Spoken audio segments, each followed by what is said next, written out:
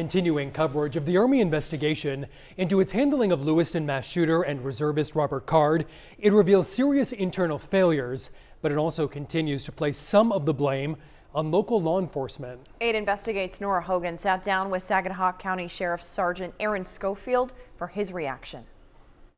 Schofield has long fallen under scrutiny for failing to remove Robert Card's weapons during an attempted welfare check in the weeks leading up to the Lewiston shooting. He's taking issue with parts of this report, but admits that he wishes he'd done some things differently.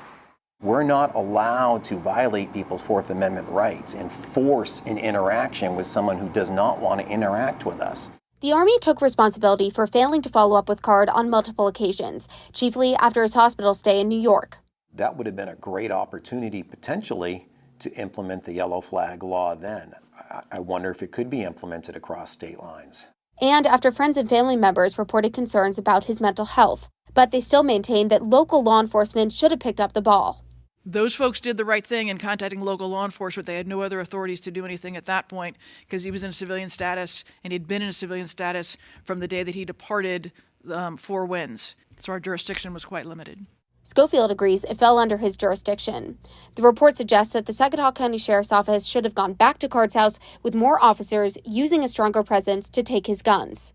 Not having been in the military, I'm going to surmise here and say that's a military mindset. There are other times we actually ask people to not show up in order to not escalate a situation. But Schofield continues to claim that the Army downplayed the threat posed by Card. Nobody mentioned, even hinted that he was restricted from his military weapons. It wasn't a necessity at that point. It was just kind of erring on the side of caution type thing. During one of the Lewiston Commission meetings, that was confirmed when an Army Reserve member admitted that he didn't tell Schofield that the Army had restricted Card's access to military weapons following his hospital stay. Here's what the Army had to say during a press conference held Monday when asked whether that officer had downplayed the risks. Don't know. I was not there. I'd have to look at the statement that he made and how law enforcement interpreted that. Schofield says that the report doesn't change much for him, but he takes issue with some of their timelines and their accounting of things. He would have liked the chance to provide his side of the story, but says that they never reached out for an interview. All the Army had to do was approach me, and I absolutely would have talked to them. We were able to confirm that with a representative for the U.S. Army.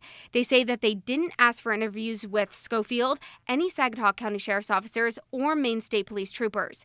They say that they were given police reports and claim that that was sufficient. Reporting in Bath, I'm Nora Hogan for Investigates.